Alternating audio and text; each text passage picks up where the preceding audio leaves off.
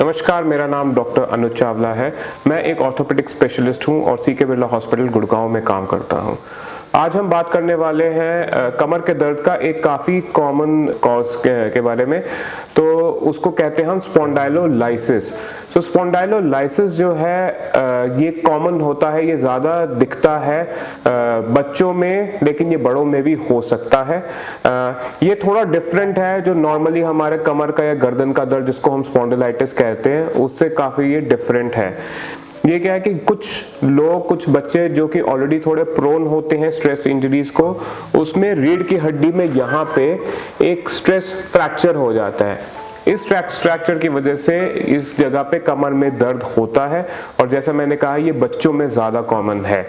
अगर ये कंडीशन और ज़्यादा वर्सन हो या फिर इस पे एक्टिविटी करते रहे तो ये एक और बीमारी में तब्दील हो जाती है जिसको हम कहते हैं स्पॉन्डाइलोलिस्थेसिस।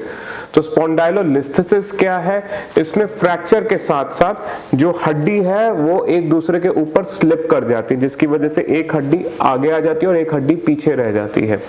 तो ये स्पॉन्डाइलोलिस्थेसिस एक ज़्यादा सिवियर फॉर्म है स्पॉन्डाइलोलाइसिस की। और दूसरी बात, ये सिर्फ बच्चों में जिसमें स्पॉन्डाइलोलाइसिस है या यंग पीपल जिसमें स्पॉन्डाइलोलाइसिस है, सिर्फ उसमें नहीं होता, बल्कि ये उन लोगों में भी हो सकता है जो ज़्यादा बड़े हैं, क्योंकि एज के साथ भी ये हड्डी कमज़ोर हो सकती है और उसकी वजह से भी ये हड्डी स्लिप हो सकती है, यानी कि लिस्थेसिस हो सकता है।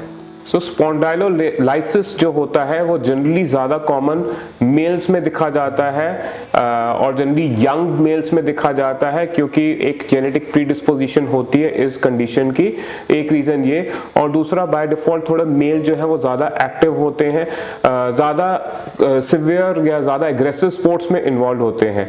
और stress injuries generally aggressive sports में, जैसे कि सॉकर में या फिर एक ज़्यादा जिसमें एक्सटेंशन एक्सरसाइज होती है इंक्लूडिंग जिम्नास्टिक्स, उसमें पाया जाता है।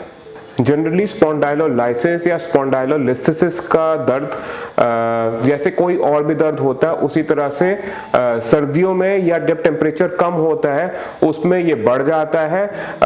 एक्टिविटी के साथ तो होता ही है, लेकिन कम टेम्परेचर में भी बढ़ता है। उसके 2-3 रीज़न होते हैं क्यों विंटर में ये पेन बढ़ता है। एक तो टेम्परेचर ड्रॉप की वजह से थोड़ा ब्लड सप्लाई का सर्कुलेशन में फ़र्क आता है। दूसरा, जनरली हम पानी कम पीते हैं जिसकी वजह से डिहाइड्रेशन हो जाता है और उसकी वजह से न्यूट्रिशन कम हो जाता है। और ज़्यादा लेयरिंग की वजह से और हमारी एक्टिविटी रिड्यूस होने की वजह से थोड़ा सा वेट वेरिएशन भी होता है, यानी कि वजन थोड़ा सा बढ़ जाता है आपका। तो इन सब कारणों की वजह से सर्दियों में ये दर्द बढ़ जाता है। तो अगर आपके कमर में भी दर्द है, एंड स्पेशली जो लोग यंग है और आपको अगर बैक पेन काफ़ी ज़्यादा परेशान कर रहा है और एक्टिविटी के साथ बढ़ जाता है, तो इस बीमारी के बारे में ज़रूर सोचें और अपने डॉक्टर के साथ संपर्क करें। धन्यवाद।